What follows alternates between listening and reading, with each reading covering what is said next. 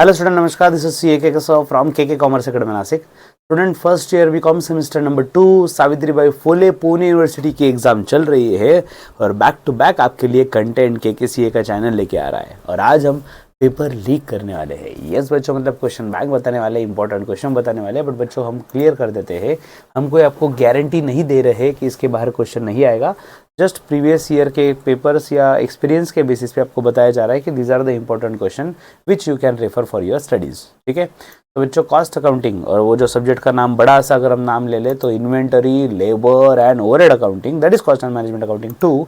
इसके लिए important question देखो बच्चों, अगर हम बात करें चैप्टर नंबर 1 की शॉर्ट नोट्स के लिए, need of essential inventory control, next is reorder level, then EOQ, that is economic order quantity, or store ledger card. These are the short notes which are important for chapter number 1. Next chapter number 2 की बात करते हैं short notes के लिए, time keeping and time booking, then normal and abnormal idle cost, ideal नहीं actually वहाँ पे idle time चाहिए था, idle time ideally, and avoidable causes of and unavoidable causes of labour turnover. तो लेबर टर्नओवर के कुछ कॉजेस दिए, avoidable unavoidable, वो आपको लिखने दोनों भी कैटेगरी वाइज। ठीक है ना। नेक्स्ट उसके बाद हम बात करते हैं चैप्टर नंबर 3 की, ओवरहेड अकाउंटिंग। तो बच्चों ओवरहेड अकाउंटिंग जो है उसमें आप एक चीज याद रखना,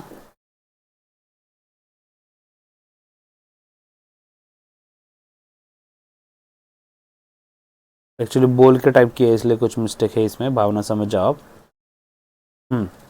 स्टूडेंट्स ओवरहेड अकाउंटिंग जो है ये चैप्टर ऐसा है जिसमें न्यूमेरिकल कुछ नहीं है, इसलिए 15 मार्क का जो लॉन्ग क्वेश्चन आने वाला है वो इसी चैप्टर से आएगा। This is for sure guaranteed, chapter number 3 से ही आएगा। ठीक है, what do you understand by overhead? State the various types involved for distribution of overhead, sorry various steps involved in distribution of overhead.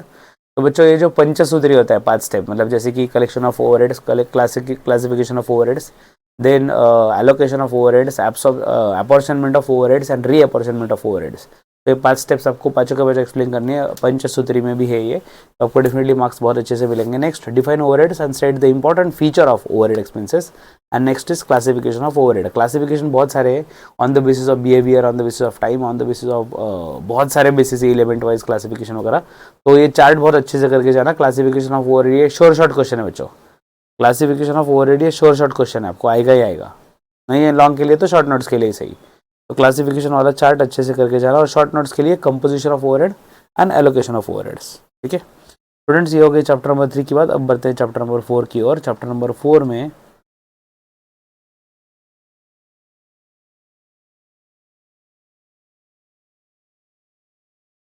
Chapter 4 में overhead accounting 2 में देखो क्या है, short notes, primary and distribution overhead, primary distribution of overhead, उसके बाद apportionment of overhead और under absorption and over absorption of overheads. So students this are the important questions from our point of view. तो definitely आप इसको refer कर सकते हो, आपके हर फ्रेंड को शेयर करो जो एग्जाम दे रहा है। Wish all the best for exam. Definitely exam के बाद पोस्टमार्टम करेंगे, तो डेफिनेटली बताना आपके रिव्यूज कैसा रहा आपका exam. Take care, bye bye.